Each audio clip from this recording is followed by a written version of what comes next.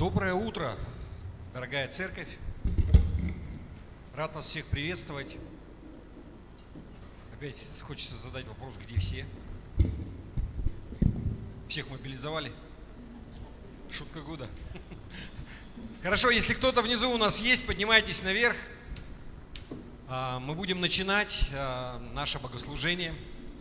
Еще раз, я рад вас всех видеть. Привет, Юр. Давайте мы поднимемся на наши ноги, мы благословим это собрание. Мы будем славить Бога. Да, Тоня, ты можешь не вставать. Вы можете не вставать, сидите в присутствии Божьем. Хорошо. Отец Небесный, Господь, благодарим Тебя за милость Твою, благодать к нам, Господи, за то, что мы могли прийти сюда сегодня утром своими ногами, живые и здоровые, Господи. Благодарим Тебя за то, что Ты даешь нам надежду, даешь нам силы на каждый день, Господи. За то, что Ты довел нас до этого момента в наших жизнях, Господи. И Ты ведешь нас дальше. Господь, мы отдаем это собрание в Твои руки, Господи, как мы отдали когда-то своей жизни. Господи, и мы уповаем на Тебя и просим Тебя, веди это собрание. Дай нам послужить нашим братьям и сестрам. Ты послужи через нас и дай нам слышать голос Твой. Господи, и мы просим Тебя, чтобы каждый человек, он получил то, в чем он нуждается. Кто-то нуждается в утешении, кто-то нуждается в ободрении, кто-то нуждается в озарении в каком-то. Нужны новые идеи, Господи. Ты источник всего для нас, и мы уповаем на Тебя и ожидаем от Тебя, Господи. Пусть все это будет. Ну а сейчас, Господь, прими эту хвалу и поклонение, которое мы приготовили для Тебя, ибо Ты достоин, Ты великий Бог, вся слава да будет Тебе. Аминь. Давайте мы Господа прославим.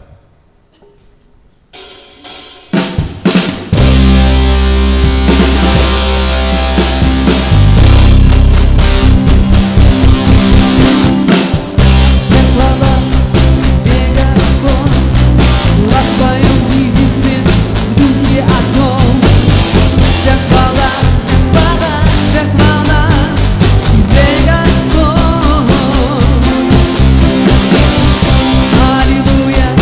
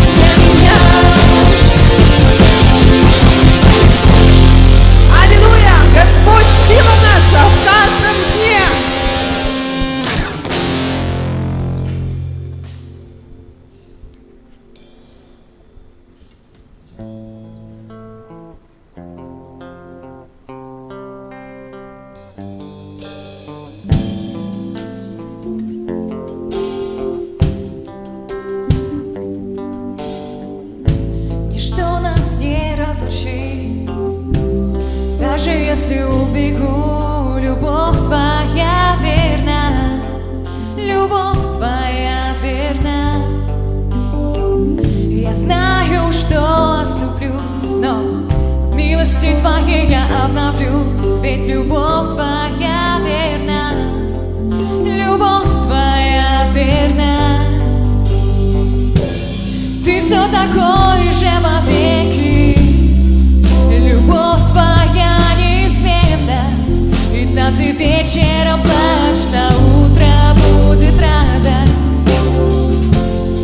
И когда бушует шторм, не бояться нет нужды, ведь знаю я, меня любишь ты, любовь твоя верна,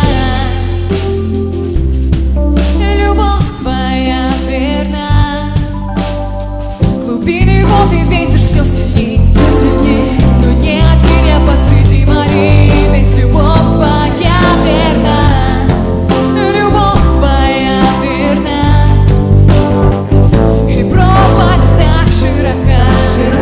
Не думал я достичь ее конца, но любовь твоя верна, любовь твоя верна. Ты все такой же вовеки, любовь твоя неизменна. Там, где вечером плачь, на утро будет радость. И когда бушует шторм, не бояться нет нужды, ведь знаю я, меня любишь ты, любовь твоя верна. Все обращаешь во благо, любовь твоя верна, Господь. Все обращаешь во благо, любовь твоя верна, Господь. Все обращаешь во благо, любовь твоя верна, Господь. Все обращаешь во благо, любовь твоя верна, Господь. Все обращаешь во благо, любовь твоя верна, Господь. Все обращаешь во благо, любовь твоя верна, Господь. Все обращаешь во благо, любовь твоя верна, Господь. Все обращаешь во благо, любовь твоя верна, Господь.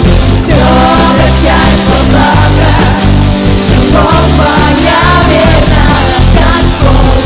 Все обращаешь во благо, любовь твоя верна. Ты все такой же вовеки, любовь твоя неизменна. И там, где вечером плачь, на утро будет радость.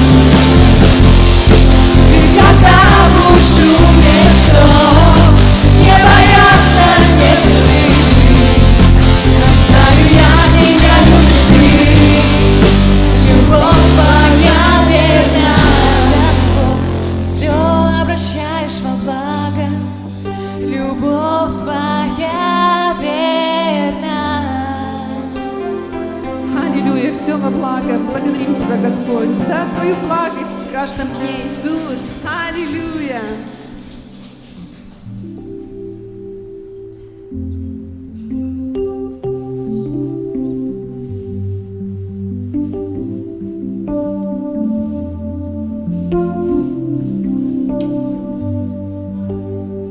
Не забуду я, как ты освободил нас, разделил моря.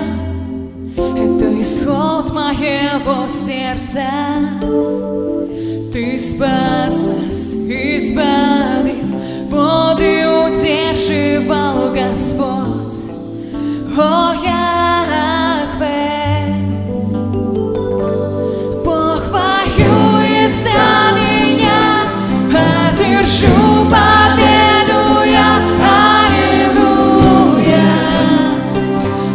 аллилуйя. Море разделил Господь, нас в глубины Он ведет. Аллилуйя.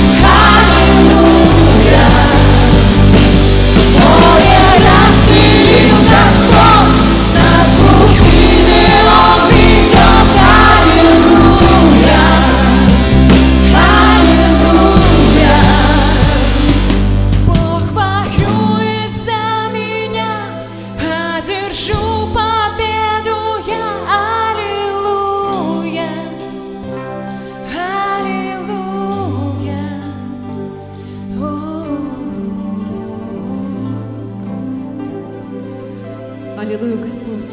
Спасибо, что Ты воюешь за нас в каждом дне. Спасибо, Господь, что мы можем надеяться на Тебя в каждом дне, несмотря ни на что, Иисус. Аллилуйя.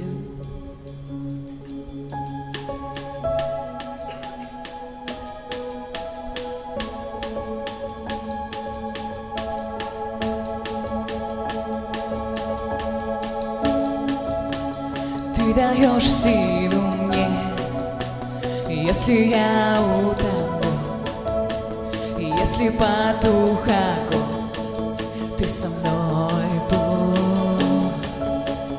Ты даешь крепость мне, если я изнемог, если нет силы встать, Ты со мной будь.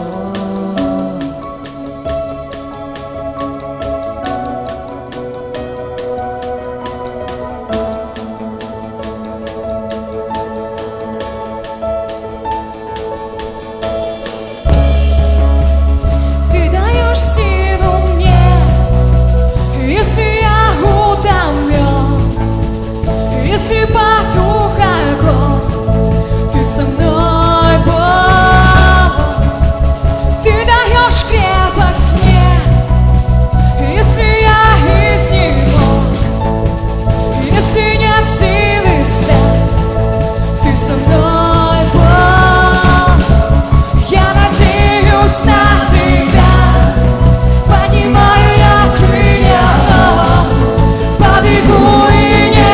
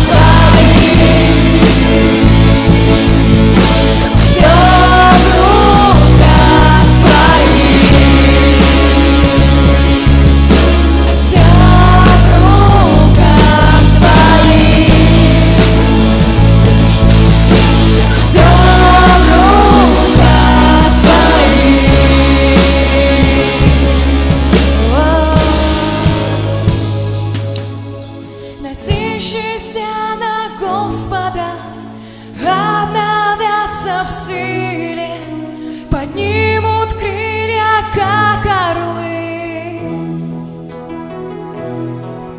Побегут и не устанут, пойдут и не утомятся, надеющиеся на Господа.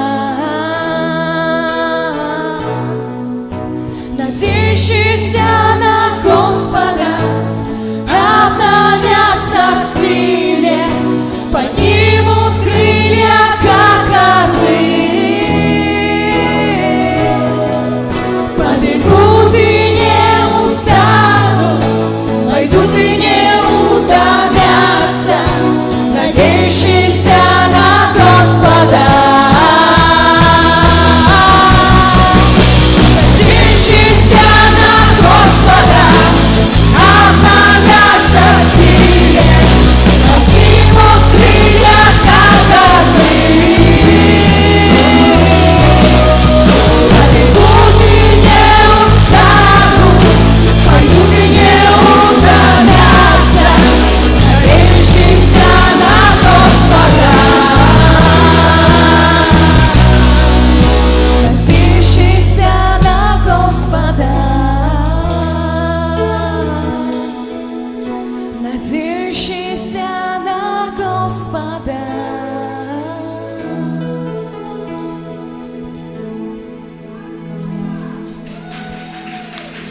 Слава Господу, слава! Дорогая церковь, доброе утро. Ну, вы знаете, вышли от того, чтобы вместе совершили молитву, да? Помолимся сразу Господу, отдадим свои нужды.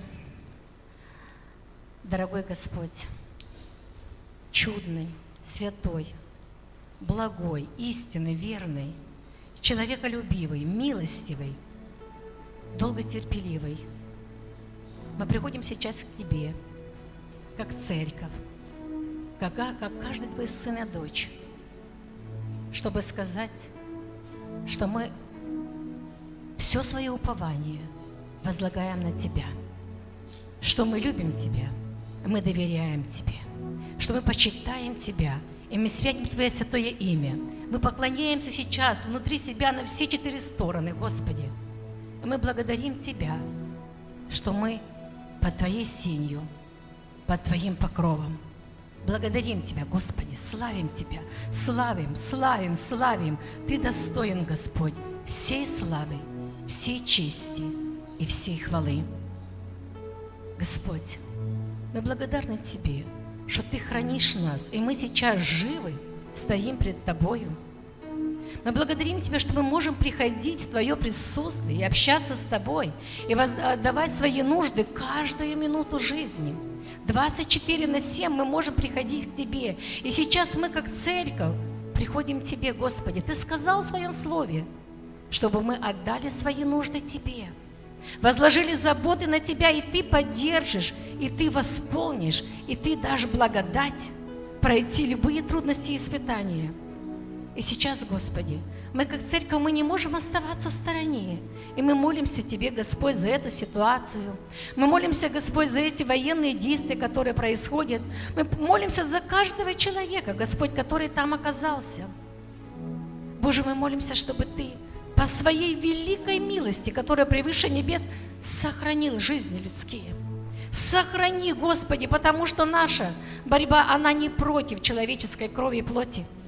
Господи, сохрани и помилуй. Мы молимся за тех, которые не продали свою душу дьяволу, Господи. Мы молимся за Твоих сыновей и дочерей. Мы молимся за невинных людей, Господи, которые в этой ситуации, чтобы Ты своим железным куполом, небесным куполом, невидимым куполом просто покрыл их во имя Иисуса Христа. Покрой, Господи, и сохрани. Мы говорим, кровь Твоя, она защищает, она покрывает, она исцеляет. Господи, покрываем Твоей святой кровью. Ее достаточно, чтобы покрыть людей. Боже, благослови и помилуй во имя Иисуса Христа. Мы молимся за мир, Господи. Ты есть Бог мира, и пусть Твой мир, как река, он течет. Господь, мы благословляем сейчас правительство России и Украины, Господь, мы благословляем правительство и просим Тебя, чтобы не был страх Божий. Страх Божий да найдет на них, и мудрость от Тебя, Господи. Все, что бы они делали, это было от Тебя. Господь, во имя Иисуса Христа мы отдаем Тебе всех начальствующих и молимся об этом. Господь, пусть Твоя воля вершится через них. Ты можешь направлять сердца людей, как потоки вод, так говорит Твое Слово. Направляй, Господи. Ты главнокомандующий, Ты Господь. И земля Господня, и все люди Господни. Господи, Твой мир и Твоя любовь да покроют землю. Господь, мы также молимся за церковь нашу. Мы благодарим Тебя за это здание, которое, Господь, уже практически построено, за те финансы, которые поступают, за сердца людей, которые дают, Господь, щедро, за каждого человека, Господь, кто сколько может. Спасибо Тебе, Господь. Спасибо, что есть где собираться, есть где общаться, есть где молиться, Господи, славить Тебя. Благодарим Тебя, Господи. Мы молимся за все церкви, Господь, на Дальнем Востоке. Мы молимся, Господь, за то, чтобы каждая церковь была тем, кем она должна быть, светом этому миру, Господь. Чтобы она несла, являла Тебя, являла Твою любовь, Господи. Чтобы она несла мир, Господь. И чтобы люди приходили для того, чтобы найти покой в Тебе. Они приходили, Господь, в церковь, они приходили к христианам. Благословляем каждого христианина также, Господь, Твоей мудростью, Божией. И пусть каждый будет в Твоем покое. Твой божественный мир да хранит, Господь, во имя Иисуса Христа. Благодарим Тебя, Господи, что даже прежде чем мы молились, Ты знаешь каждую нашу нужду.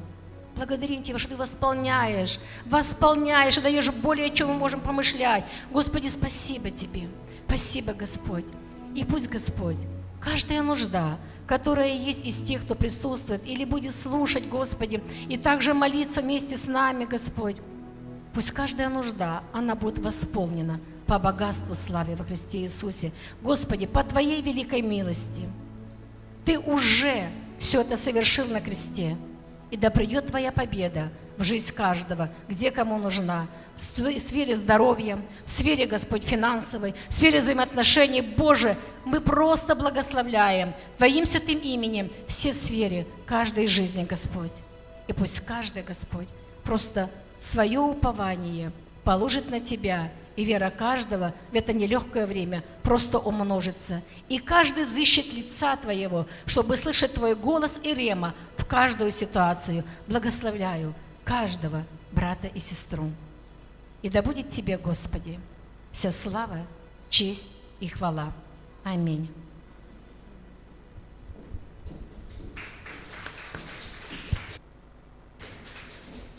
Слава Богу!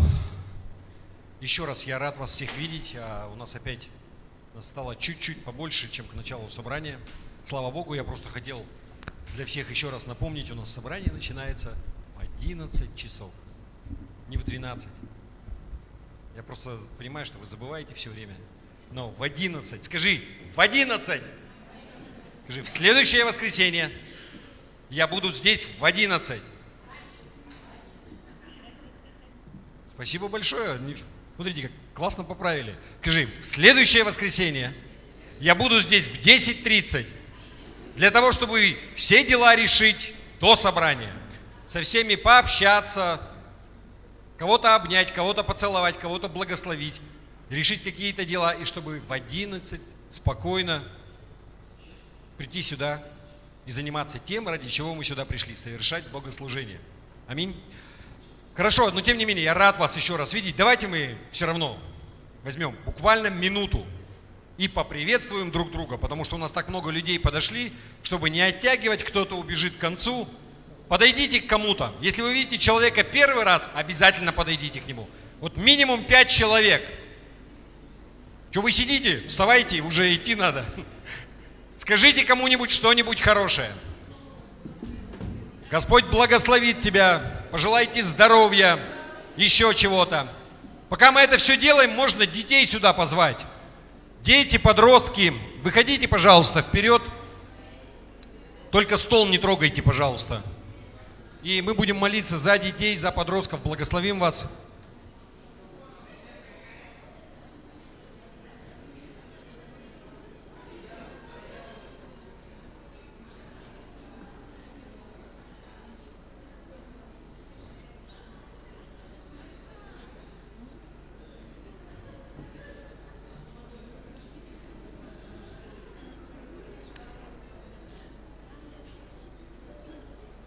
Хорошо, еще раз, дети, подростки, если вы здесь есть, идите, мы за вас помолимся.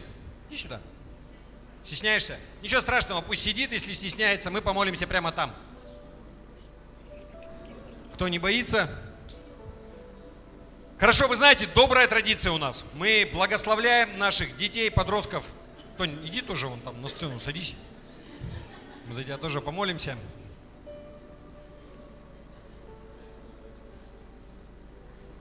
Хорошо, давайте мы будем делать это. Также я вам хочу лишний раз напомнить, что мы призваны благословлять детей не только во время воскресного собрания, да, но на протяжении всей жизни. Вообще, жизнь и смерть во власти языка написано. То есть то, что мы говорим, это имеет значение на самом деле. Вы заметили даже, если ты постоянно будешь говорить человеку, что он тупой, даже если он самый умный, то это будет иметь последствия в его жизни. И наоборот. Поэтому давайте мы благословим детей наших. Господи, благодарим Тебя за каждого ребенка, кто здесь присутствует, также за всех детей, подростков, кого нет сейчас здесь. Господи, мы просим Тебя, благослови каждого, как мы их сейчас благословляем. Всяким Твоим благословением, Господи, прежде всего крепким здоровьем. Холода наступают, инфекции не за горами, которые будут, Господи, но Твоя рука пусть будет над ними, уберегая их от всякой болезни, от всякой инфекции и от всякого зла. Господи, провозглашаем, что они будут полностью здоровы на протяжении всего года. Даже если в классе все будут болеть у школьников, они останутся здоровые. 2 раза чихнут, и все пройдет. Во имя Иисуса просто. Пусть это будет так, Господь. Господи, просим Тебя, благослови каждого из них хорошими друзьями в школе, в садике, кто куда ходит, Господи. Те люди, которые будут оказывать на них положительное влияние, на формирование их характера, Господи. Веди их. Господь, Ты что-то предназначил для них в жизни. И уже сейчас пусть все способствует к формированию вот этого будущего человека, для предназначения, которое у них будет, Господи. Уже сейчас она начинается подготовка, Господи, для каждого. Господь, я прошу Тебя, благослови их родителей, Господи. Благослови их дедушек и бабушек, их родственников, Господи. Чтобы в семьях у них был мир, спокойствие. Господи, и пусть через них приходят родственники к Тебе. Они будут смотреть на них, на каждого, и видеть Тебя в их глазах, Господи, во имя Иисуса. Пусть будет так. И весь Божий народ сказал: аминь. Аминь. Аллилуйя. Также вы заметили, у нас здесь стол стоит с каким-то виноградным напитком, с хлебом. И вы знаете, зачем и почему. Да? Наш Господь Иисус Христос в последнюю вечерю, когда Он был со своими учениками, Он разломил хлеб и сказал, что это тело мое, которое за вас ломимо, и что вино – это кровь Иисуса Христа, которая была пролита за нас. И Он сказал: делайте это в мое воспоминание. Аминь. И когда мы это совершаем, когда мы это делаем, знаете, вот в любые какие-то моменты, особенно сейчас, когда, знаете, я когда смотрел как-то, как карикатурка такая была, когда года менялись, и помните, я рассказывал, 2 здания, и Новый год, там, 2021, прыгает из одного здания, там стоит батут, он дальше подлетает, летит в другое здание, там 2022 написано, и там все здание, оно в огне. Как бы, то есть у нас думали, мы пандемия, все закончится, и как бы кажется, что вообще происходит. И нет успокоения, и смятения, и волнения, и чего только нет. И, знаете, хочется быть ближе к Богу в такие моменты. Скажите, вот это вот ближе некуда. Вот это говорит, что мы часть Его тела. Поэтому это не обязательно делать в церкви. Если вы верующий, если вы принимали крещение, мы можем это делать дома. По каким-то случаям, чтобы напоминать и себе, и духовному миру, и всем вокруг, кому мы принадлежим, с кем мы, кто за нас. Аминь. Давайте мы сейчас поднимемся на наши ноги, мы благословим этот хлеб, это вино, и с этой стороны также будем проходить, хорошо? Все, кто принимал водное крещение, если вы принимали, не обязательно в нашей церкви, вы крестились в Иисуса Христа, вам можно принимать причастие. Потому что мы не крестим в церковь, мы крестим в Иисуса. Аминь. Давайте мы помолимся. Мы осветим этот сок и этот хлеб. Отец Небесный, Господь, мы благодарим Тебя за Твоего Сына, за Его жертву, за нас на кресте. Иисус, благодарим Тебя за Твою кровь, которую Ты пролил. И тем самым Ты очистил нас от всякого греха. Ты соединил нас с Отцом. Ты избавил нас от всех проклятий, от болезней, от смерти. И у нас есть надежда и упование на будущность, что в этом мире все не заканчивается. Господи, благодарим Тебя за это. Мы принимаем этот хлеб с благодарностью и говорим, что это тело Твое, которое было ломимо за нас. И мы освящаем этот хлеб. И мы принимаем этот сок с благодарностью в наших сердцах. Это та кровь Твоя, которая была пролита за нас и которая очистила нас и омыла нас. Мы освящаем этот сок и принимаем все с благодарностью в сердцах, вспоминая о Тебе. Аминь.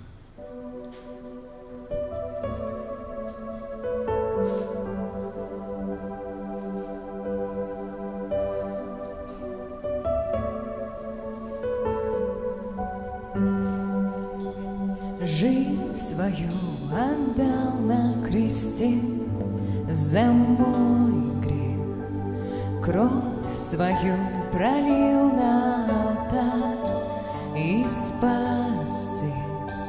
В небе навсегда записал мое имя.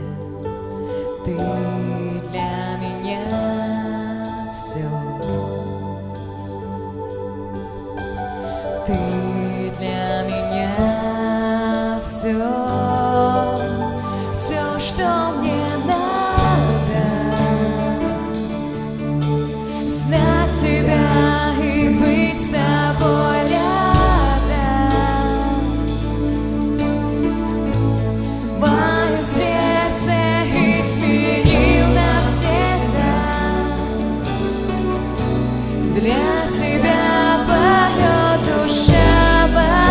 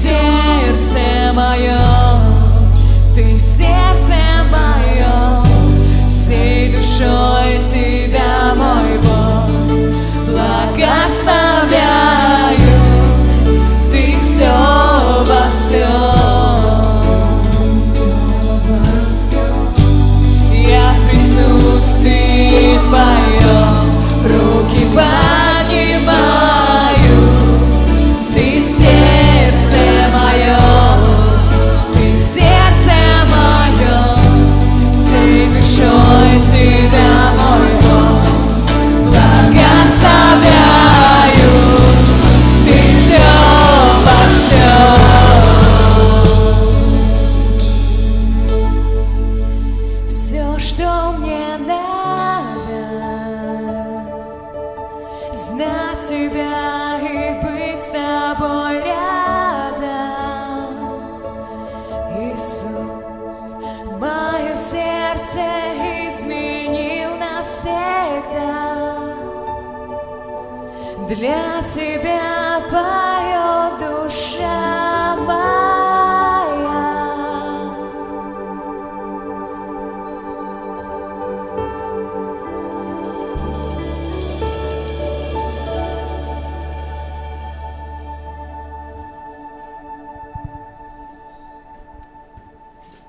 Хорошо, присаживайтесь. Еще раз слава Богу за всех вас, что вы здесь. Слава Богу за этот день.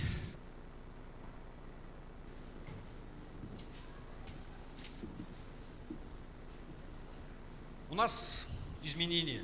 И изменения в церкви. Вы заметили, что у нас свет на первом этаже. Кто заметил? Немногие заметили, но там есть свет, поверьте. А кому понравилось? Вообще как это? Понравилось больше, чем заметили. Но это еще не все, там как бы будет еще свет. Но слава Богу, что хоть это... Да я переживал, что скажете чересчур как-то это. Вот, там будут еще светильники, но при всем при этом мы... Кстати, я забыл сказать, дети, еще кто остался, у нас детское служение внизу начинается, можно туда идти. И также для всех в церкви вообще.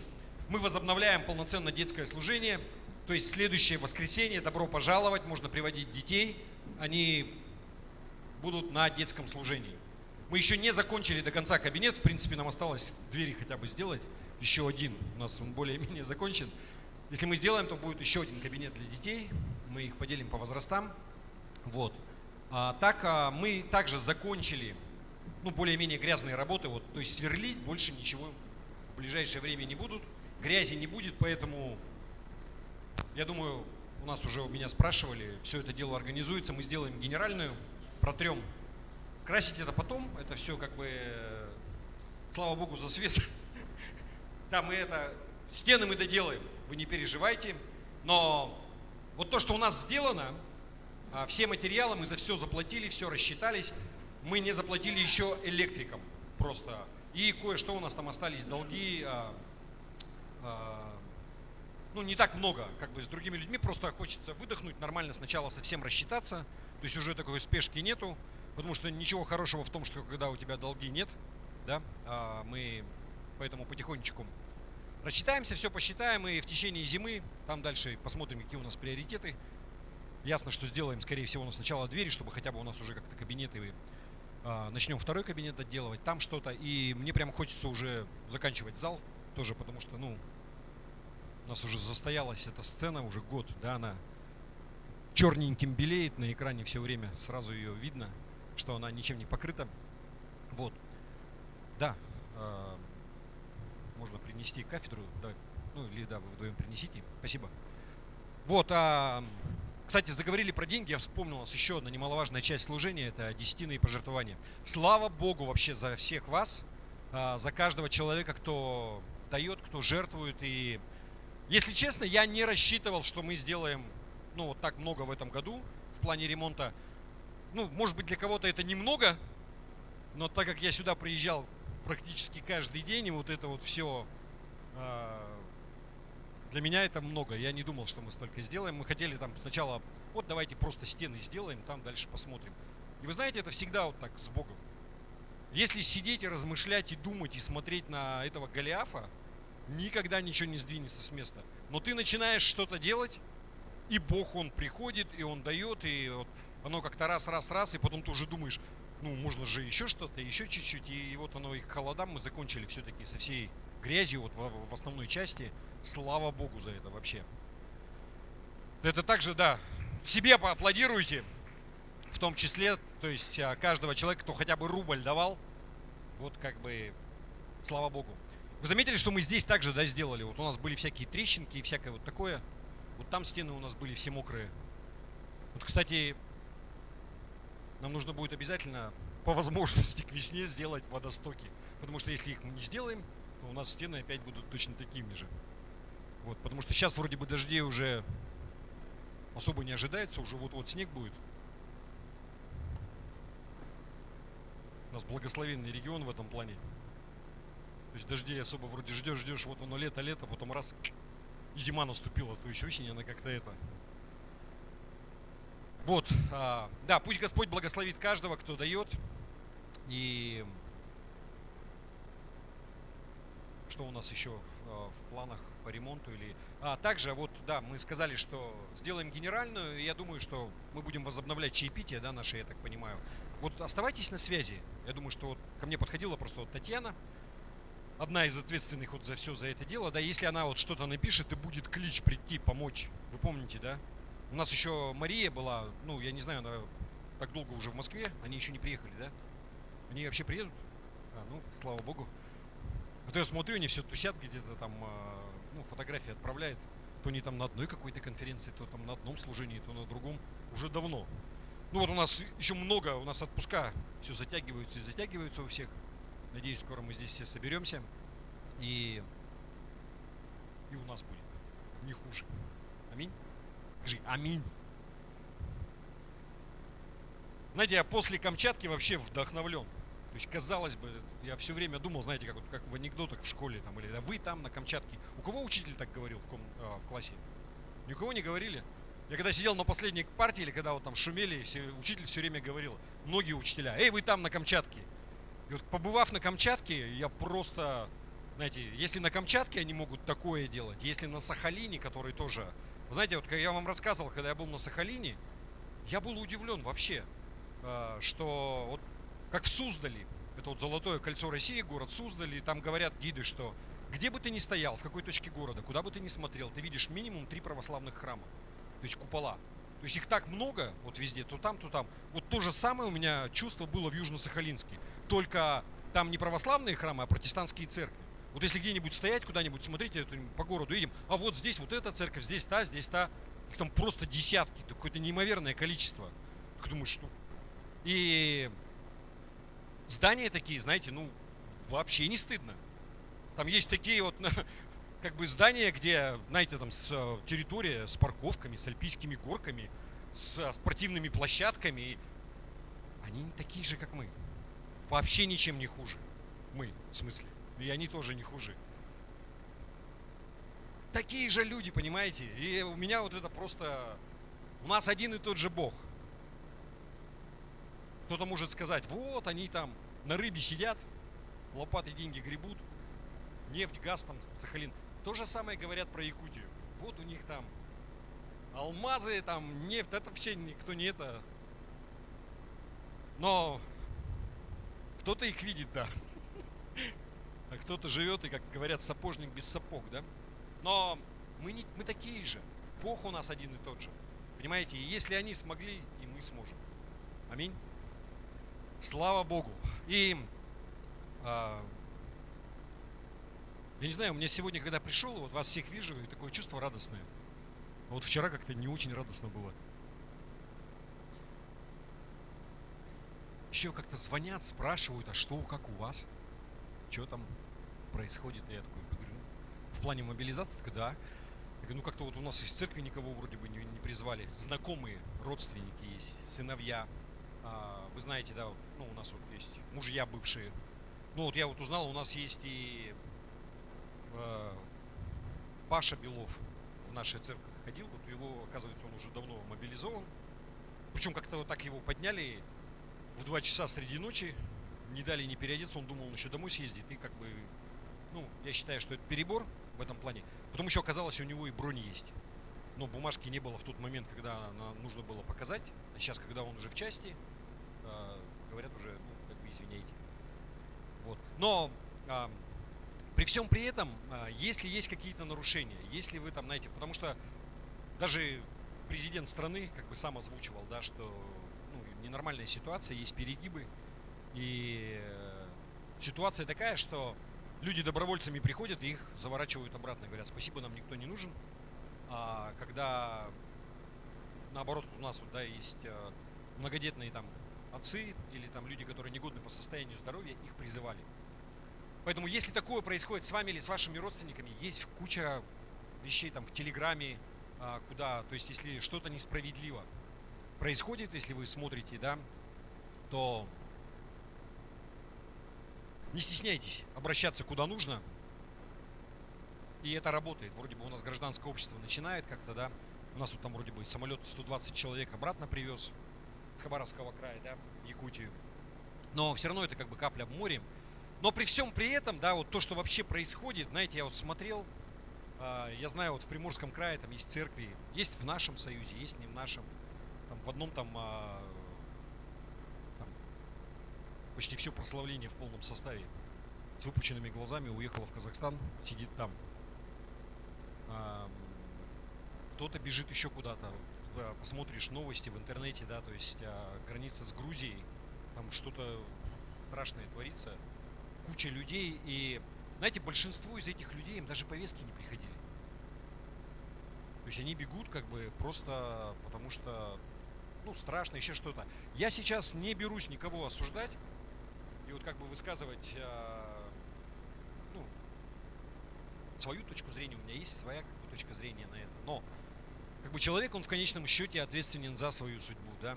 Но есть также, знаете, есть какие-то вообще перегибы. Я смотрел, я в шоке был, что церковь не нашего союза и не союза Росховые, они там в полном составе, ну, там их не так много, человек 30 сели, на видео записали, что то есть мы отказываемся там от гражданства Российской Федерации, просим там Украину или Америку дать нам их гражданство. Ну, какая-то, знаете, вот,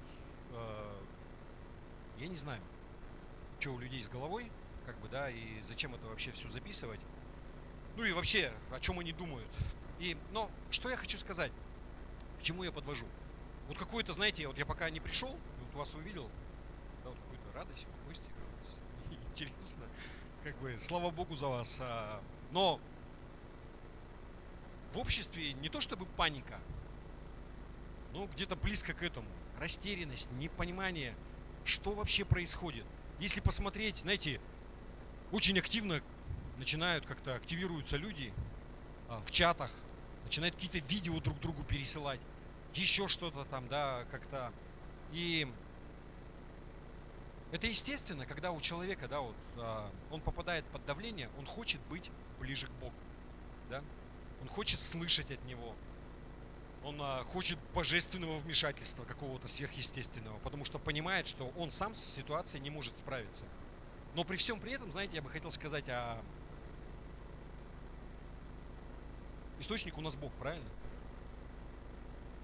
Бог дает и спокойствие, дает и силу, и укрепляет, дает мир, спокойствие. Так ты и обращайся к Богу.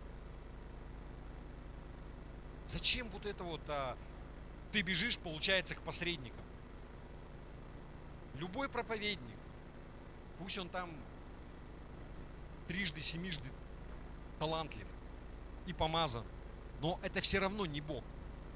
Да, Бог может послужить через него, да, Бог может вдохновить и направить и дать какое-то слово, но источник все равно Он, все от Него.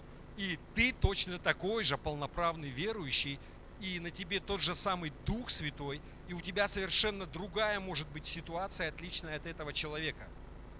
Поэтому не надо бегать где-то и рыскать. Напрямую сразу. Молись Ему, спрашивай Его, читай Слово сам. Тебе не нужен никто, кто тебе будет истолковывать и говорить. Вы понимаете? И Он источник, Он дает. И просто давайте помнить об этом. Еще раз, я без всякого осуждения. Или там, но вот, знаете, вот страсть и жажда услышать какое-то вдохновение. И вот есть у кого-то там какое-то вот супер откровение. Особенно, знаете, при всем уважении, вот те люди, священники, пастора, которые уехали из нашей страны, например, живут, ну, в основном живут в Америке. При всем уважении, да, там есть помазанные люди, да, они есть там, и все там нормально, но они живут в другой стране. Другая жизнь у них уже давно.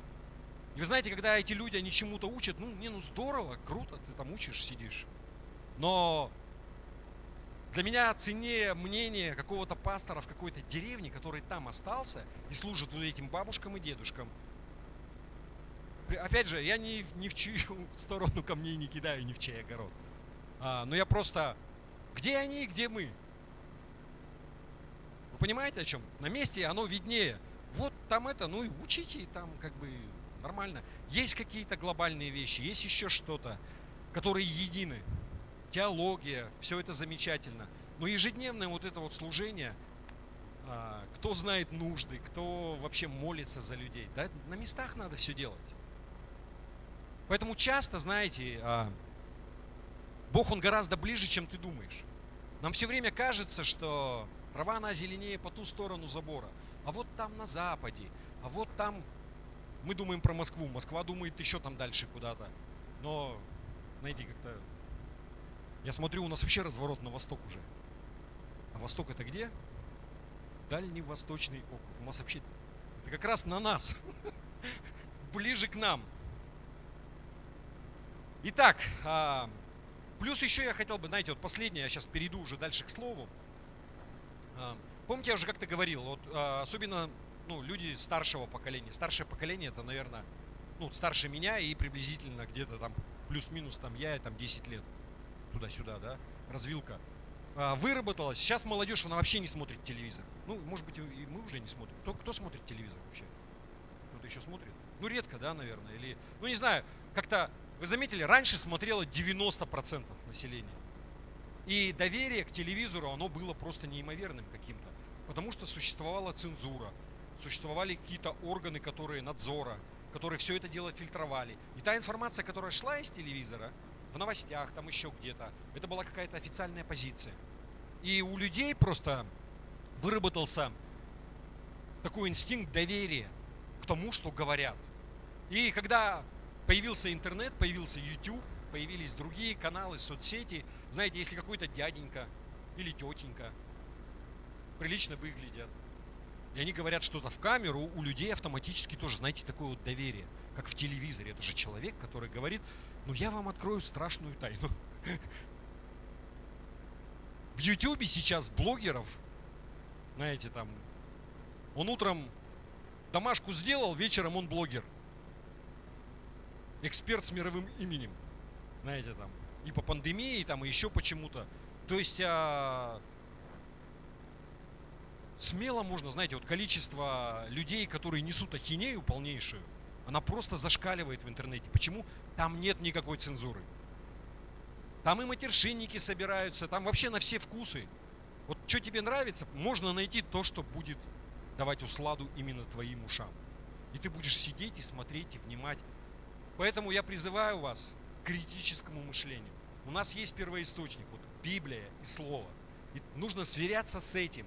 Не с каким-то, а вот тот там пастор сказал, или там еще кто-то сказал. Но есть у тебя эталон, с чем это можно сверять. Потому что на всех ко мне периодически обращаются, вот что ты думаешь по поводу вот этого, например, блогера или того. Да имя им легионы, всех не усмотришь. Не в том смысле, что они там бесы какие-то, а в том смысле, что их реально немерено. И всех смотреть, я уже давно, знаете, там YouTube стараюсь смотреть, если что-то.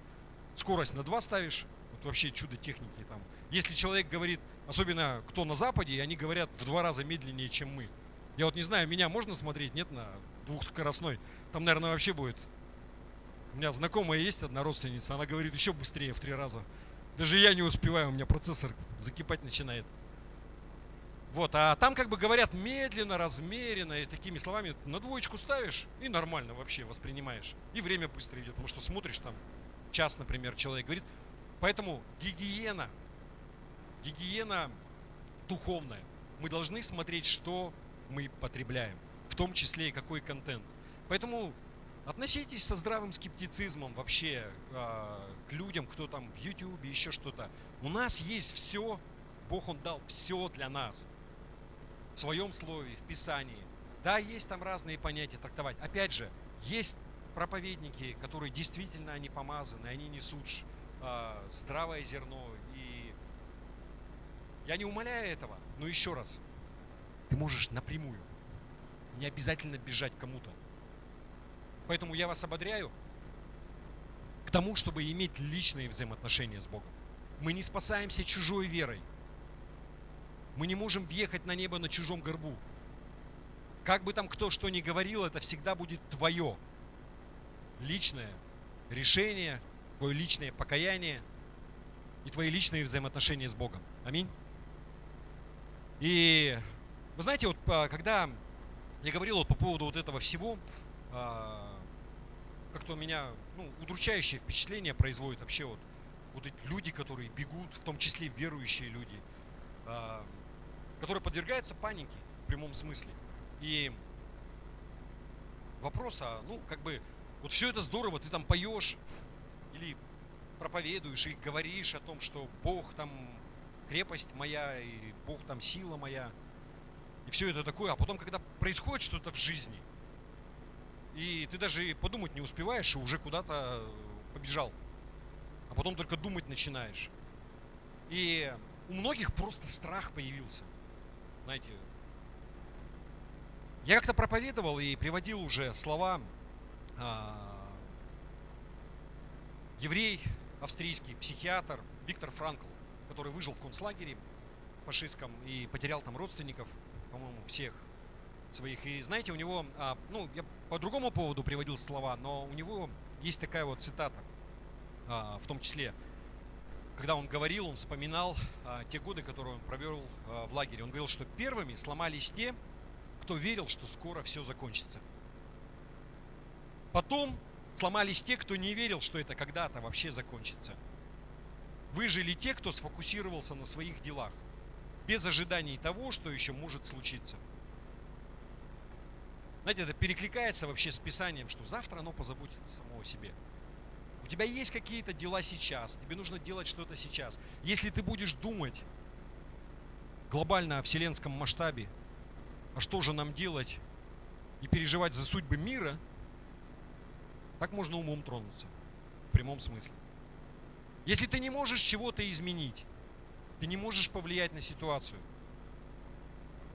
доверь это уже Богу.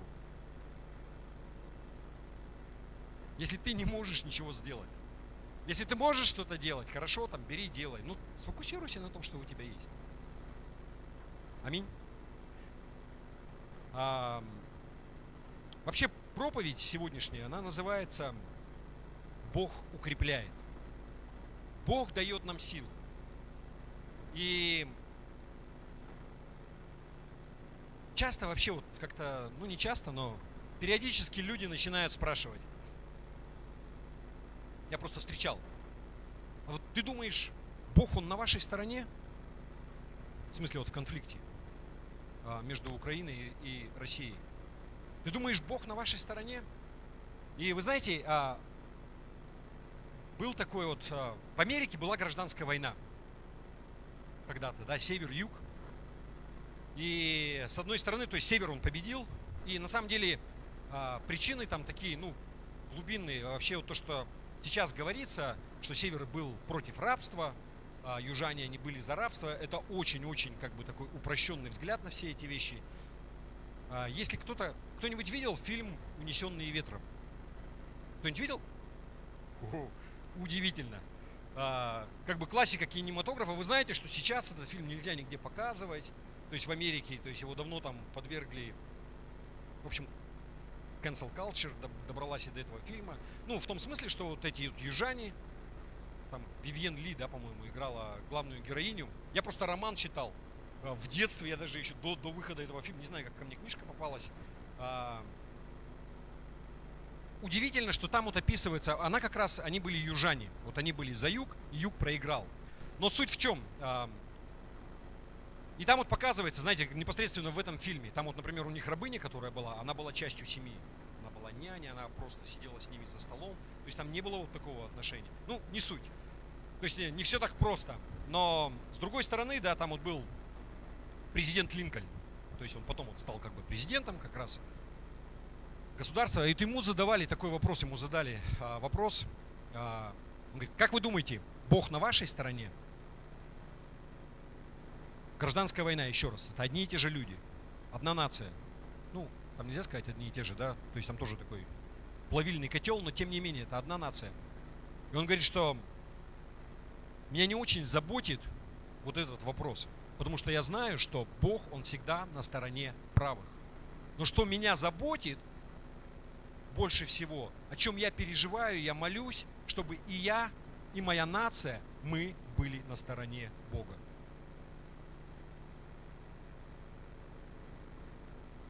Знаете, когда люди говорят, Бог с нами, Бог на вашей стороне, Это звучит как... Вот я просто занимался, да, одно время там коллекционировал всякие вещи, которые имеют отношение вот к Великой Отечественной войне, вообще истории. Вот вы знаете, солдаты вермахта, то есть это солдаты нацистской Германии. Кто знает, что у них было на пряжках написано? Да, Бог с нами. Тот самый Бог, не в смысле. Это те люди, которые сжигали деревни, не просто там какие-то солдаты, там СС, это именно они делали, в том числе. Похоронки, которые у них шли, там везде красивые, ну, не просто наша вот такая совдеповская бумажка, да, написано, что корявым почерком или там напечатано, что ваш сын там, геройски погиб. Но там все очень красиво, как на Западе обычно всегда. У них лучше всегда со всеми вещами вот в плане пиар, презентации. То есть это красивая открыточка там с распятием или с каким-то там ангелочком, еще с чем-то. Обязательно цитаты из Библии. И вот такое вот все там очень красиво. То есть они верили в Бога. Они говорили, что Бог с нами. И мы подходим, знаете, вот к месту Писания, к сегодняшнему. Это Исайя, 40 глава, 28-31 стих. Вот мы сегодня песню пели про орлов. Может быть, что-то знакомое увидите. Итак, Исайя, 40 глава, с 28 стиха. «Разве ты не знаешь, разве ты не слышал, что вечный Господь Бог, сотворивший концы земли, не утомляется и не изнемогает? Разум его неисследим. Он дает утомленному силу, и изнемогающему дарует крепость. Утомляются и юноши, и ослабевают, и молодые люди падают, а надеющиеся на Господа обновятся в силе, поднимут крылья, как орлы, потекут и не устанут, пойдут и не утомятся». Знаете, кто-то может смотреть вот на это место Писания и вот говорить, что Бог с нами, Бог на нашей стороне. Вот что меня настораживает или коробит вот в этой вот фразе «Бог с нами». Знаете, люди, они смотрят на Бога, как будто Он служит им, а не наоборот. То есть мы будем молиться, мы там продавим Его, и вот Он будет восполнять все наши нужды, и вот там все это, да потому что вот я такой вот, Бог с нами, Бог со мной. И там уже люди начинают нести такую ахинею, и вот они все говорят, что Бог с нами. Но это вот то же самое, то есть если немцев сюда, вот знаете, вот они, Бог с нами. Вот во имя Господа мы там будем, крестовые походы, которые были. Если вообще на повседневную жизнь, вот к людям, к верующим применить это вот как если, например, покупать страховку. У нас есть обязательная страховка для автолюбителей, да, но она покрывает только ущерб, если, твоя ответственность страхуется. Если ты виноват, то тебе не надо ничего платить, за тебя платят. Но есть добровольные страховки у нас, да. Кто-то страхует жизнь. То есть он что делает? Он страхует жизнь на случай смерти, да. Можно застраховать свой автомобиль, можно застраховать свое имущество, дом, квартиру на случай пожара, на случай наводнения. Вы понимаете, да, о чем я? И смотрите, если человек, он застраховался таким образом, это не означает, что он собирается разбить свою машину, сжечь свой дом, да, или умереть. Нет же, да? Он делает это на всякий случай, на тот случай, если это произойдет. И тогда будет какая-то денежная компенсация. Просто на случай, если так произойдет. И вот параллель сейчас, смотрите внимательно, я не знаю, насколько удачно. Люди, которые думают таким вот образом, у них вот такие вот отношения с Богом, да, они принимают крещение, как будто покупают страховку. Знаете, на всякий случай. То есть страховка от пожара на случай, если я там в ад попаду, как бы, да, вот у меня бумажка. То есть они принимают крещение для того, чтобы избежать ада, но на самом деле они не хотят ничего менять ни в своей жизни, ни это. Вот, на всякий случай говорят, а вдруг правда? Или человек, он ходит в церковь. Это все равно, как, знаете, купить такую страховку, чтобы получать Божье благословение. То есть в мыслях нет ничего вообще, кроме того, чтобы вот появился в воскресенье, посидел, ушел. На всякий случай, вдруг там Господь будет благословение раздавать, ну и мне как бы там перепадет чего-то. А так как бы жизнь, она точно такая же, ничего не меняется. Еще раз, Исайя, то, что мы читали, 30-31 стих, 40 глава, да? «Утомляются и юноши, и ослабевают, и молодые люди падают, а надеющиеся на Господа обновятся в силе, поднимут крылья, как орлы, потекут и не устанут, пойдут и не утомятся». Здесь говорится о том, что Бог, Он дает силу, да? Он укрепляет. И если я хочу получить Божью силу, есть несколько вещей, которые я должен сделать. И первое, я должен понимать, что я нуждаюсь в Божьей помощи вообще. Что мне нужна Божья помощь. Я должен верить, что Он в состоянии дать это. Обратите внимание, да, вот здесь о ком говорится вообще? О тех, кто утомился, кто ослабел, о тех людей, у которых нет своей собственной силы. Они знают, что сами по себе они не справятся. И они ищут Бога для того, чтобы Он помог им в их жизни. Иисус, Он сказал нечто похожее. Матвея 11 глава, 28-30 стих. Иисус говорит следующее. «Придите ко мне, все труждающиеся и обремененные, и я успокою вас. Возьмите иго мое на себя и научитесь от меня, ибо я кроток и смирен сердцем, и найдете покой душам вашим, ибо иго мое благо, и бремя мое легко». Иисус знает, что эта жизнь, она может быть очень тяжелой. Он знает, что бывают такие времена в жизни, которые не очень хороши для нас. Когда наваливается так, что ты думаешь, что я уже не вынесу. И он говорит, что я знаю это, приди ко мне. Я могу помочь тебе в твоей жизни. Я могу это совершить. Я могу это делать. Я могу дать тебе силы. Но ты должен прийти ко мне. Ты должен верить, что я могу это сделать. Кстати, перекликается с тем, что я вот говорил в начале. Он источник. Не надо куда-то бежать. Мы к Нему должны за силой, к Нему за знанием, к Нему за спокойствием. Евреям 11 глава 6 стих написано: «А без веры угодить Богу невозможно. Ибо надобно, чтобы приходящий к Богу веровал, что Он есть». И внимание дальше. «И ищущим Его воздает». Он воздает, Он дает силу тем, кто ищет Его. Никто ищет информацию о Нем. Никто там где-то чего-то слышал про Него. Но кто Его ищет, Он тому дает силу. Он воздает тем, кто Его ищет. Я должен верить, что мне нужна помощь Его. Я должен верить, что Он воздает тем, кто ищет Его. Но я не могу к Нему прийти и просить у Него вот такую страховку. Понимаете, да? На всякий случай. С Богом либо все, либо ничего. Нет каких-то полутонов. Вторая книга Паралипоменон.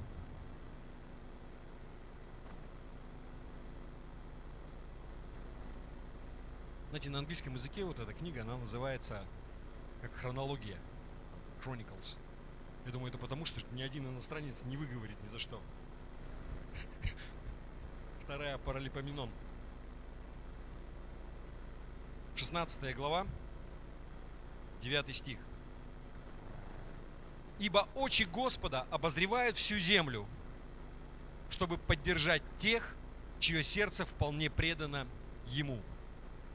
Там, кстати, интересная тема, можно почитать. Я только эту часть стиха возьму, потому что если я начну, вот то, что вы там все дальше видите, это отдельная тема для проповеди. Но чем-то перекликается для нас. Еще раз, внимание. Очи Господа обозревают всю землю, чтобы поддержать тех, чье сердце вполне предано Ему. То же самое местописание в современном переводе. Ведь глаза Господа осматривают всю землю, чтобы укреплять тех, внимание, чьи сердца всецело преданы Ему. Здесь суть в том, что кто вот полноценно себя отдал Ему, вот он смотрит на всю землю и помогает тем, кто всецело полностью отдал себя Ему. Бог обещает, что Он даст силу только тем, кто полностью отдал себя Ему. Римлянам 10 глава, 9 стих. Написано: «Если устами твоими будешь исповедовать Иисуса Господом и сердцем твоим веровать, что Бог воскресил Его из мертвых, то спасешься». Если будешь исповедовать Господом. Я много раз об этом говорил. Да? Господь — это что означает? Господин. Тогда был рабовладельческий строй. Признать кого-то господином — это значит, что я его раб. И характеристика раба, что у него нет ничего своего. Господин полностью владеет всем, что есть в твоей жизни. В этом смысле я его исповедал своим господином. Я принадлежу всецело ему. Я верю, что Бог воскресил его из мертвых. Тогда ты спасешься. Все или ничего. Но когда ты сделал это, ты выбрал его своим господином, ты все отдал ему, теперь у тебя есть обетование от него, что он дает тебе силу. Он укрепляет тебя. Вы понимаете, да? Когда мы приходим к Богу, мы не ищем какой-то вот страховки на всякий случай. Вдруг там вот что-то произойдет, и вот тогда вот. Но мы ищем уверенности, гарантий того, что Он обещал вот тем, кто любит Его, кто принадлежит Ему. Вы понимаете, да? Я вот пытаюсь как бы донести, что не на всякий случай. Там вот что-то там если. Но полная уверенность. Итак, Бог, Он пообещал нам, тем, кто принадлежит Ему, за кого умер Его Сын, да? Он пообещал, что Он даст нам силу. Он будет укреплять нас. Каким образом мы получаем эту силу? Как это вообще возможно? Что происходит? Давайте мы посмотрим 22-й псалом, знаменитый.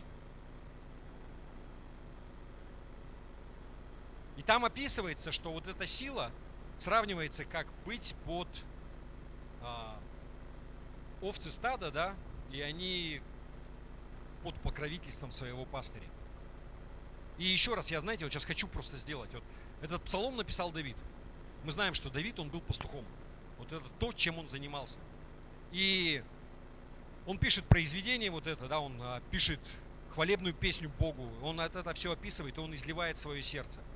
И он пишет то, какое у него сердце вот есть, как он относился к этим овцам, как он бы за них полагал жизнь, как он бы за них везде бегал и так далее. И это тот образ, да, который был понятен тогда населению. Не было заводов, фабрик, там, вот это тот уклад, который был у людей тогда. Я к чему это говорю, что, знаете, сейчас в нашей современной культуре образ овцы — это больше, тупое какое-то животное, да, которое там непонятно чего делает. И здесь не в том смысле, что уничижает, да, нас. То есть я не хочу, чтобы мы понимали, что овцы в этом смысле здесь не в смысле, что тупые и безвольные, и что за вас все решают. Нет. Но просто это понятный образ вот у него, да. Вот он заботился о них. Давайте мы прочитаем. Полностью весь псалом, он не такой большой, 6 стихов. Псалом Давида. «Господь пастырь мой, я ни в чем не буду нуждаться. Он покоит меня на злачных пажитях и водит меня к водам тихим. Подкрепляет душу мою направляет меня на стези правды ради имени своего. Если я пойду и долиной смертной тени, не убоюсь зла, потому что ты со мной, твой жезл и твой посох, они успокаивают меня. Ты приготовил предо мной трапезу в виду врагов моих, умастил елеем голову мою, чаша моя преисполнена. Так благость и милость да сопровождают меня во все дни жизни моей, и я пребуду в доме Господнем многие дни. Вот здесь его идея, каким образом мы обретаем силу. Знаете, Божья защита, Божье покровительство над нами – это наша сила. Ты не можешь выжить без Бога. Он твоя сила, потому что Он твоя защита.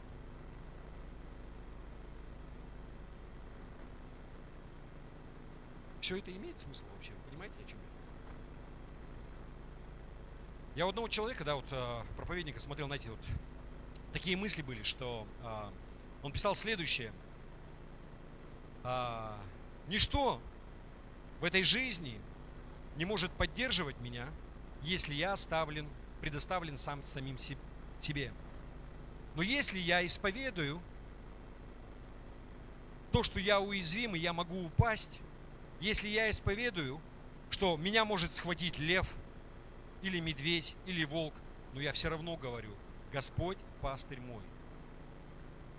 Тогда я в безопасности.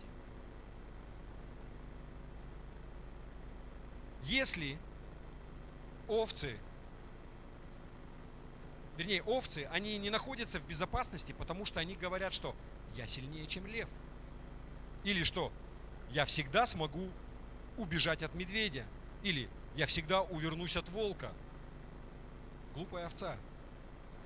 Что может или кто может защитить тебя от твоих врагов? Еще один, проповедник, он на ту же тему, похожая очень мысль. Он говорит, что единственное безопасное место для овец – это рядом с их пастухом. Потому что дьявол, он не боится овец, но он боится пастуха. Знание того, что Бог близко, что Он рядом, вот это может давать нам силу. Аминь. Вот пример из жизни в Америке, в штате, где часто бывают торнадо. Начальная школа. Детей привели, идет урок, погода ухудшается, начинается ураган, и передают по радио, что возможны торнадо и так далее. Там строения, как правило, они там, кстати, не очень часто бывают, несмотря на то, что там ураганы, но непосредственно в школе там есть бетонный подвал, дети все туда спустились, все сели, ветер завывает, носится, и все сидят, дети на полу, и настроение не очень понятно у всех. И директор школы, чтобы как-то взбодрить всех, предложил: давайте споем там какую-то песенку. Они начали петь, и голоса у всех блеклые, потухшие, пели так, что один начал плакать, второй, третий, скоро все сидят, все ревут. И одна женщина была, воспитатель, которая была верующая. И она соседней девочке говорит: Кать, ты забыла, что есть сила в этом мире, которая сильнее, чем ураган, чем любые штормы, которые. Это Бог. Скажи: Бог со мной. Это она говорила, да? И говорит: передай этой своему соседу, кто там рядом сидит. И дети начали повторять, говорить по очереди. Через какое-то время все успокоились. И ветер, он продолжал выть, была тишина, но уже не было вот этого подавленного состояния. И они сидели спокойно, то есть слезы, они утихли. И, знаете, как бывает, ты чувствуешь атмосферу. Атмосфера, она изменилась. Что произошло? Почему? Как маленькие дети как бы ничего не изменилось. Ветер, он бушевал так же сильно. Что их успокоило, придало им силы. Знание того, что великий Бог, да, который создал все, Он рядом с ними. Он с ними. И это дало им силу, да, уверенность, вот сидеть во время этого шторма. Что я хочу подчеркнуть? Это не наша внутренняя уверенность и полагание на свои собственные силы, но уверенность в Его силе, что я рядом с Ним, я с Ним, Его сила, Его покров. Вы понимаете? Я не буду затягивать, вот как бы если примеры, но я думаю, что у многих вот в своей жизни вы переживали такое, знаете, вот когда вроде бы тебя атакуют, там, по-разному может быть, например, за слово там, или за веру вроде бы, ты никаких усилий не принимаешь для того, чтобы активно отстаивать там свою позицию, и Бог все поворачивает так, что эти люди, они потом посрамлены. Знаете, вот как-то оно вот разрешилось так, и Бог сам все вывел на чистую воду. И тебе не надо было там за Бога сражаться и там морды бить всем. Вы понимаете, да, о чем я? Было у кого-то такое? Ну, вот я не знаю. Разные примеры можно привести. Бог, Он Бог. Зачастую Он не нуждается в том, чтобы ты там ходил и махал. И вот Он таким образом дает силу, когда ты под Его покровом. Я уже заканчиваю, я бы, знаете, хотел просто привести вам несколько примеров, вот, похожих на из Ветхого Завета. Вот куча историй о том, когда, знаете, посмотреть на историю Израиля, что вообще происходило. Когда Бог, Он вставал за Израиль, Он, как правило, да, вот давайте мы просто посмотрим, да, вот, например, это книга Судей, там, 5 глава, можно прочитать, там конкретно, можно не открывать это, я не буду читать, но 26 стих. Вы знаете, там вот история, там Девора и Варак, они сражались против Сисары, там был такой. И они победили его ни мечом, ни копьем, ни могучей армией. Но что? Там был колышек от палатки и молоток обыкновенный строительный. То есть Девора просто взяла и забила ему его в висок. И все. Израиль победил.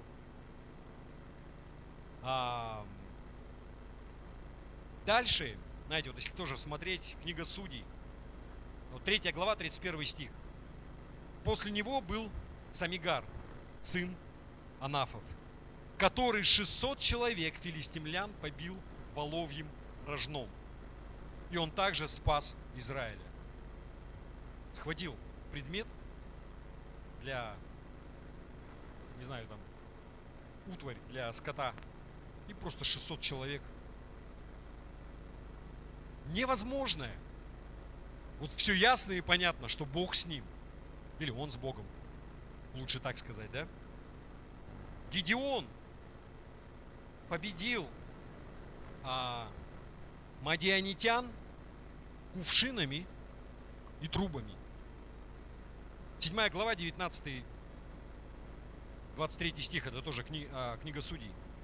И подошел Гидеон и 100 человек с ним к стану в начале средней стражи, и разбудили стражей, и затрубили трубами, и разбили кувшины, которые были в руках их, и затрубили все 3 отряда трубами, и разбили кувшины, и держали в левой руке своей светильники, а в правой руке трубы, и трубили и кричали: «Меч Господа и Гидеона!» И стоял всякий на своем месте вокруг стана, и стали бегать во всем стане, и кричали, и обратились в бегство. Здесь как бы немаловажная деталь, им было слово поступать так. Они не просто там, в смысле, какой-то ерундой, да, занимались, но кувшинами и какими-то вещами. Смотрите, это просто сверхъестественные какие-то вещи, да. Дальше. Филистимский царь Авимелех. Его убила женщина, которая взяла даже не целый там жернов, да, ну, камень на мельнице, который вот использовался для того, чтобы молоть там вот зерно там в муку. Видели, да, вот если. Даже там обломок, она просто перекинула его через стену, попала царю в голову и убила его. Судьи 9 глава, 52-54 стих. Авимелех пришел к башне, окружил ее и подошел к дверям башни, чтобы сжечь ее огнем. Тогда одна женщина бросила обломок жерного на голову Авимелеху и проломила ему череп. Авимелех тотчас призвал отрока, оруженосца своего, и сказал ему: обнажи меч твой и умертви меня, чтобы не сказали обо мне, женщина убила его. И пронзил его отрок, и он умер. У него уже планы были совершенно другие. Он там сейчас всех сожгет, всех победит и так далее. Просто камень какой-то кинули. В Исходе, когда Моисей, он выводит народ израильский, он что использует? Посох, да, который для того, чтобы овец, там, ну, пастухи используют. Разделил воду там и так далее. Ну, понятно, что Бог был с ним, но инструмент какой был у него, да? Иисус Навин, когда уже потом они вошли, и помните, Иерихон, и они окружили город, и как они разрушили стены. То есть они ходили сначала там 3 дня, там, определенные эти, а потом взяли, просто протрубили, и стены они разрушились. Сверхъестественные вещи, да? Знаете, Бог, Он использует вот такие вот... Это вообще не выглядит как оружие. Предметы, которые совершенно к этому не предназначены. Для чего? Для того, чтобы это было очевидно, что только Бог мог такое сделать. Иначе это невозможно, чтобы никто себе славу его не присвоил. Но, знаете, вот эти вот вещи, которые там для готовки, для ухода за скотом, какая-то культурные какие-то вещи, не мечи, не щиты, не кинжалы, не копья. Никто, то есть это чтобы донести вот именно это, что никто не мог бы победить, если бы Бог, Он не был на их стороне. Да, вот здесь однозначно. Как вот колышек от шатра, челюсть, помните, там побил челюстью, камушек какой-то, или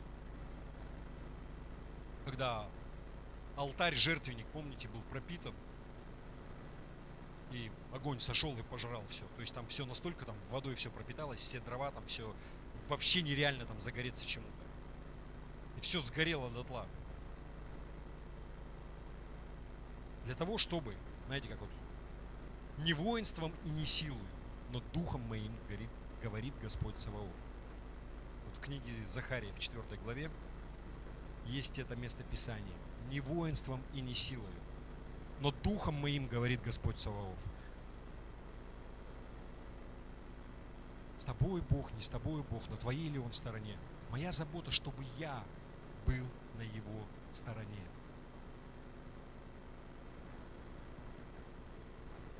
Другими словами, да, вот их вся сила, она всегда приходила от Господа. Но, знаете, самый такой вот, я не знаю, насколько возможно такую параллель провести, но как бы вот пик всего этого, да, он произошел на Голгофе. Рим в то время, это была самая единственная сверхдержава на тот момент на земном шаре. Покорили вообще все. Самые продвинутые оружия у них, да, то есть боевые построения, какие у них были. Меч, который считался там вот, он и не длинный, и не сильно это, чтобы там вот в этих фалангах. Щиты, одежда какая у них была. То есть на тот момент это, как у нас сверхзвуковые ракеты сейчас. Никто не мог с ними сравниться, никто не мог их побить.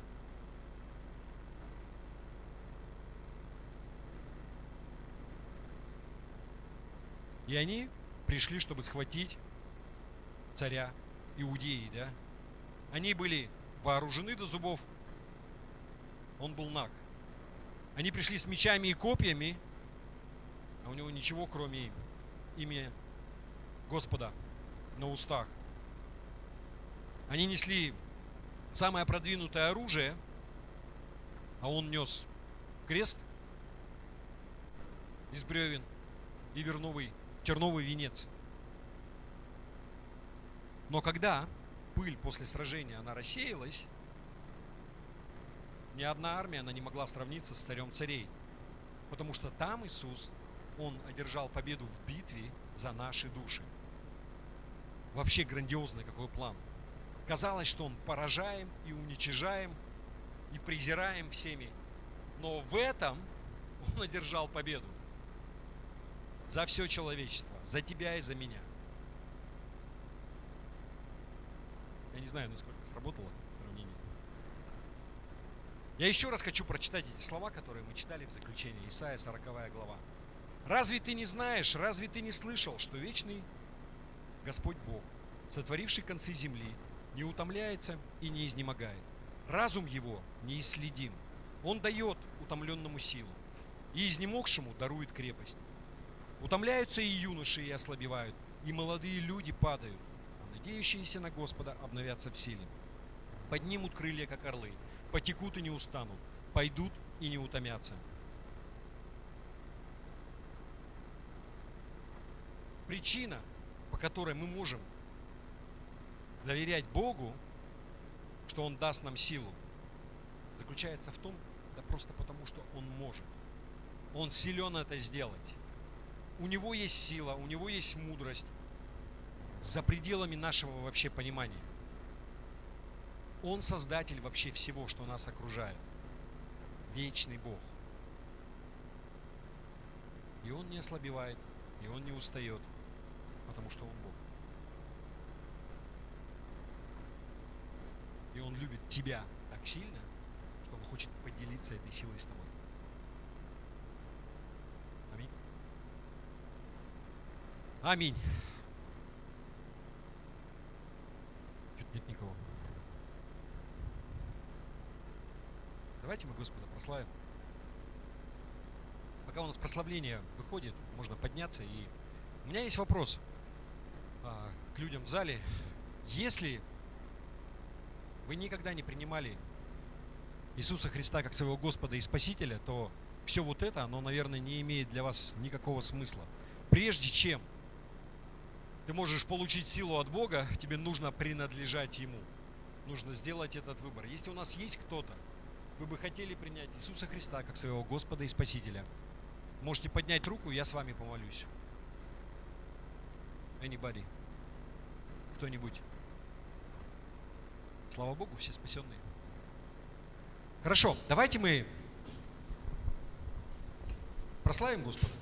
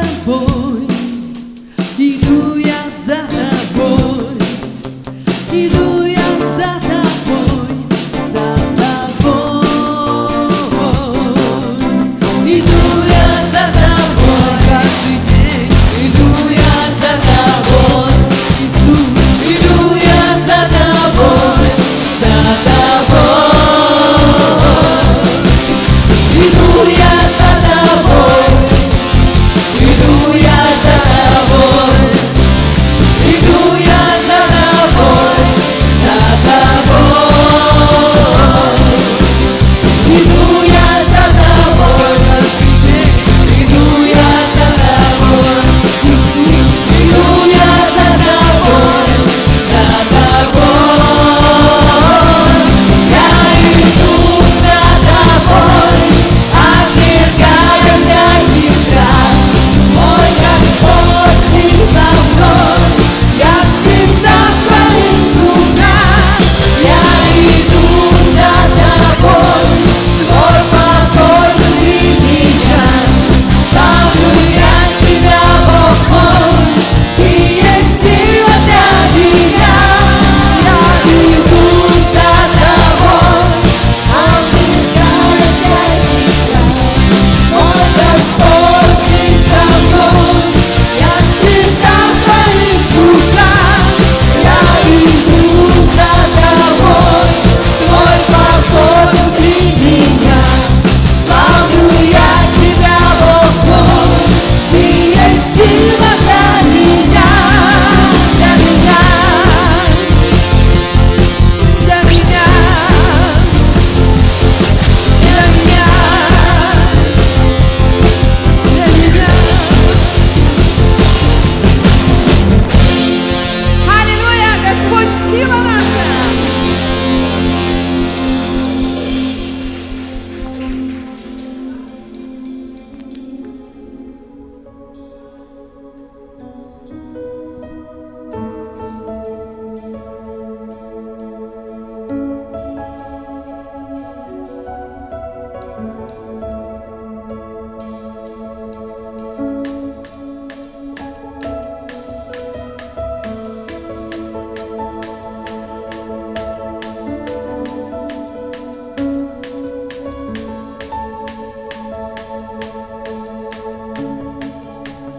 Ты даешь силу мне, если я утомлен, если потух огонь, ты со мной, Бог.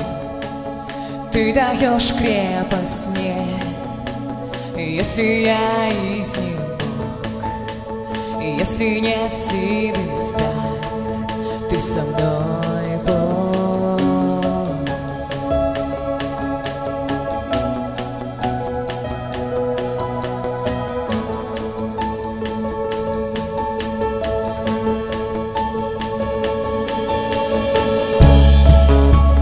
Ты даешь силу мне, если я утомлен, если потух огонь, ты со мной, Бог. Ты даешь крепость мне, если я изнемог, если нет силы встать, ты со мной, Бог. Я надеюсь на тебя, поднимаю я крылья вновь, побегу и не устану, я пойду и не утомлюсь. Я надеюсь на тебя, поднимаю я крылья вновь, побегу и не устану, я пойду и не утомлюсь.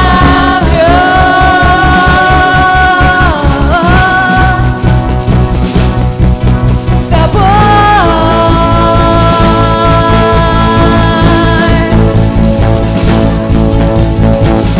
расправив крылья, я парю без тени страха, покоюсь я в твоих обетованиях. Ты мир во мне хранишь, ты силы обновляешь, ты Бог Эммануил, все в руках твоих. Расправив крылья, я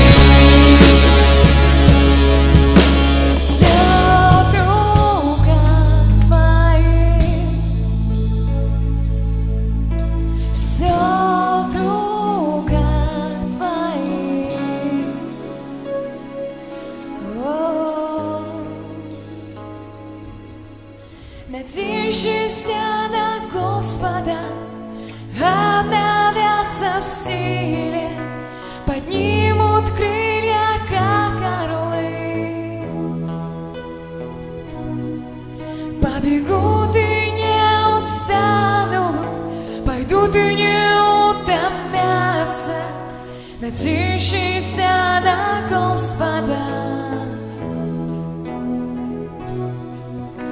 Надеющиеся на Господа обновятся в силе, поднимут крылья, как орлы.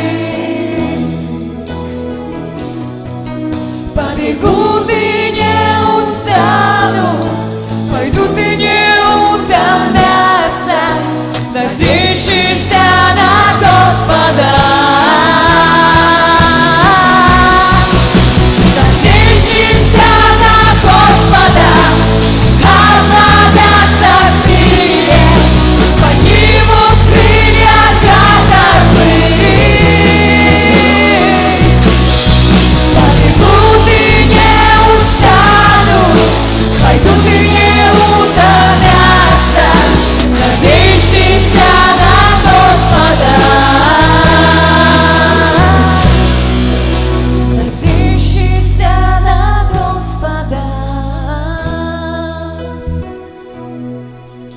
Надеющийся на Господа.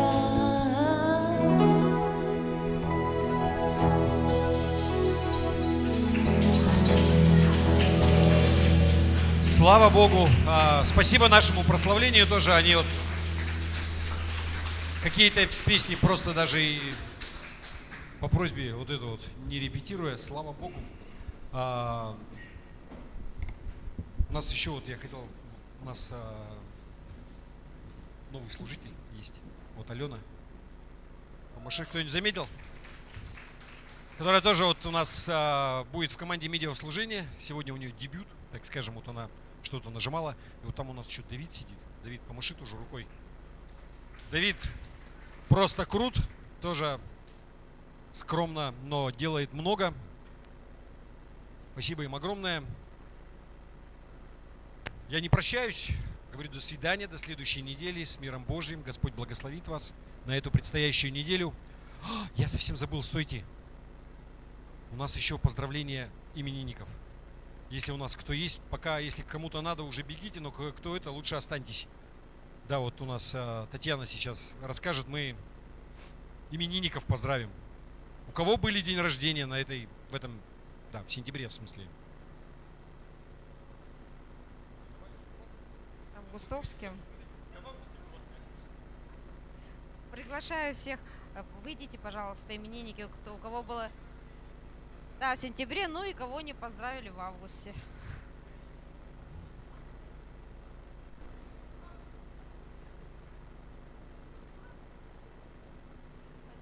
Всего, что ли?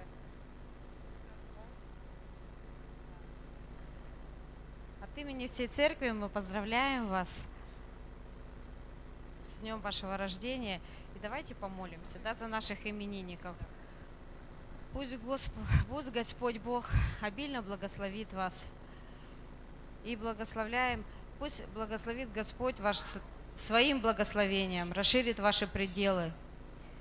И да пребудет Его рука над каждым из вас, сохранит вас от всякого зла, чтобы никогда никто из вас не горевал. Во имя Отца Иисуса и Святого Духа. Аминь.